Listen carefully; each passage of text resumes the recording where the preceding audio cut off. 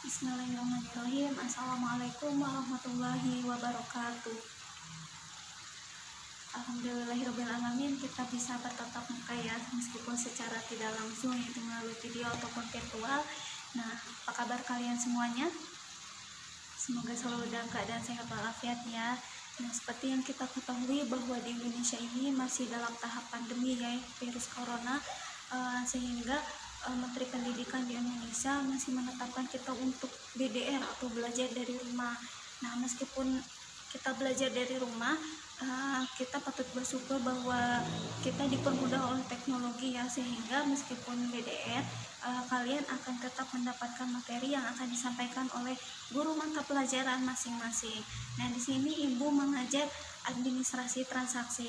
Nah, untuk semester ganjil ini kalian mendapatkan 3 KD atau kompetensi dasar. KD yang pertama tentang SOP administrasi transaksi, KD yang kedua tentang alur administrasi transaksi, dan KD yang ketiga tentang pencatatan dokumen transaksi.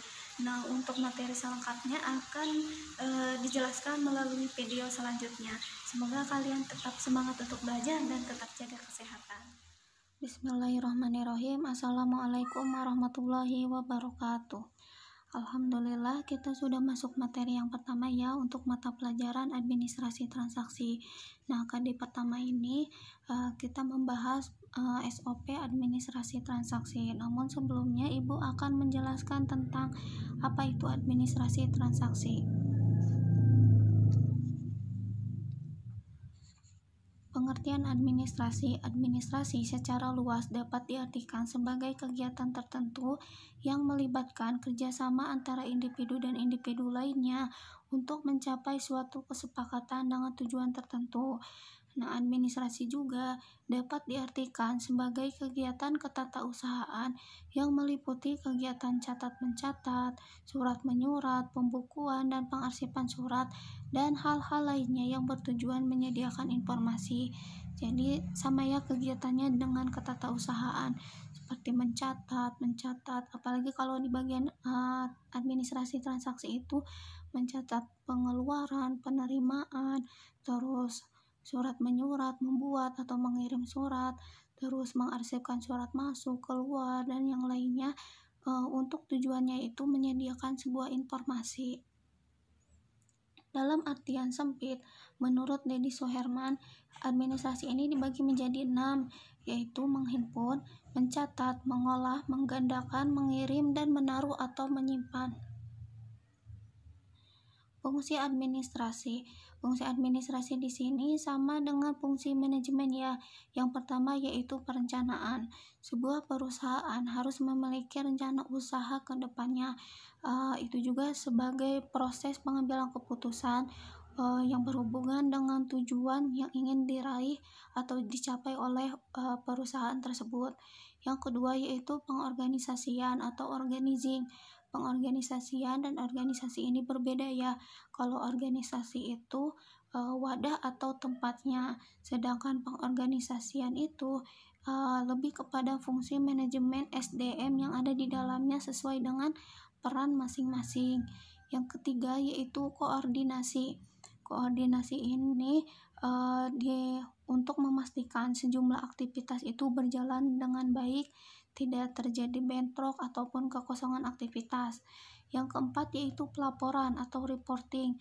Nah, setiap kegiatan harus dilaporkan kepada atasan yang bersangkutan. Yang kelima yaitu penganggaran atau budgeting. Nah, penganggaran ini dikaitkan dengan fungsi manajemen lainnya ya, seperti perencanaan, koordinasi, dan pengawasan. Yang selanjutnya yaitu staffing, lebih kepada personalia, meliputi kegiatan merekrut tenaga kerja, mengembangkan keterampilan tenaga kerja, sampai memanfaatkan tenaga kerja untuk kemajuan perusahaan atau organisasinya. Yang ketujuh yaitu pengarahan atau directing.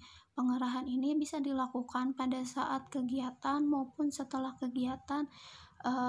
Pengarahan ini bisa meliputi atau berupa saran, perintah, ataupun bimbingan.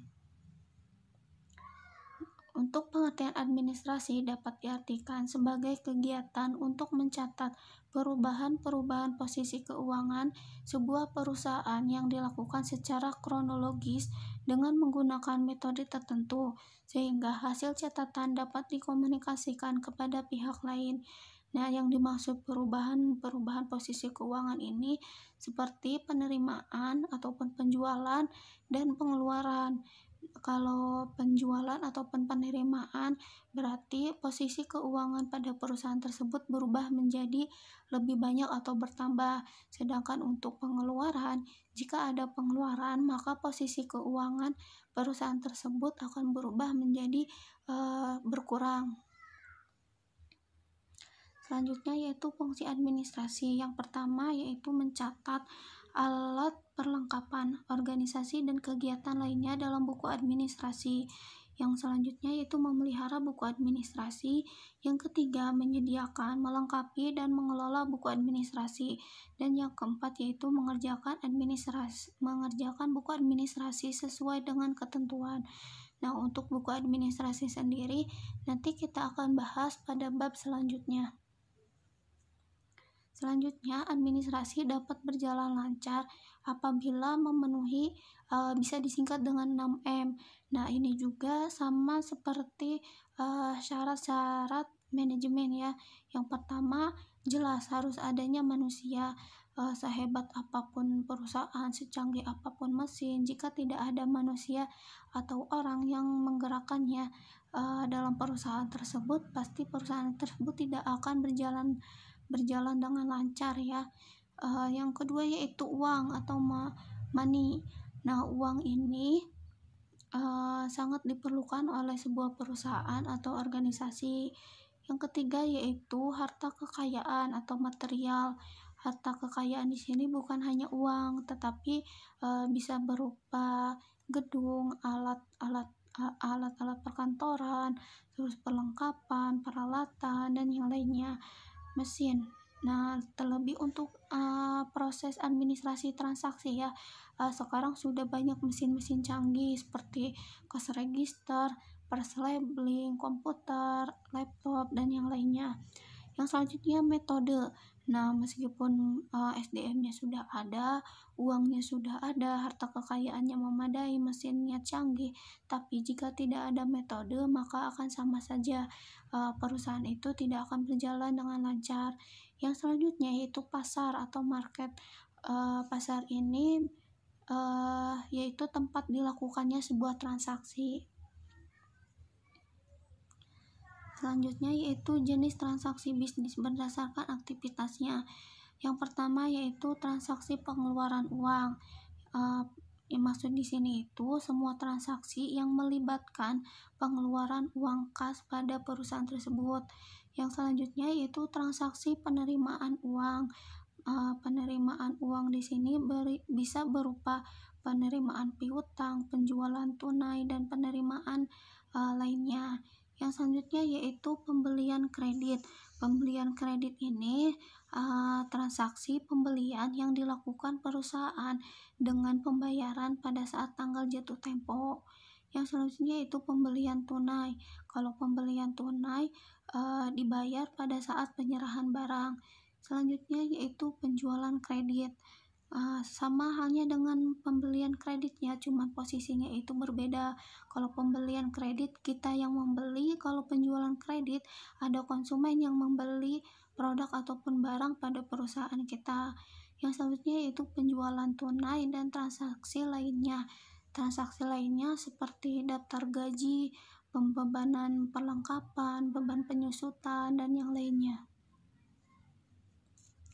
Selanjutnya yaitu transaksi keuangan berdasarkan sumber, yaitu transaksi modal dan transaksi usaha. Ini berdasarkan sumber ya. Yang pertama transaksi modal. Apa bedanya transaksi modal dengan transaksi usaha? Nah, kalau transaksi modal ini transaksi yang mengakibatkan berkurang atau bertambahnya modal perusahaan. Pada perusahaan perseorangan, pemilik dapat menambahkan modal dengan menyerahkan aset pribadinya. Jadi, jika ingin modalnya itu ditambahkan atau bertambah, maka pemilik perusahaan itu harus menyerahkan aset pribadinya. pada perusahaan tersebut. Yang selanjutnya, transaksi usaha.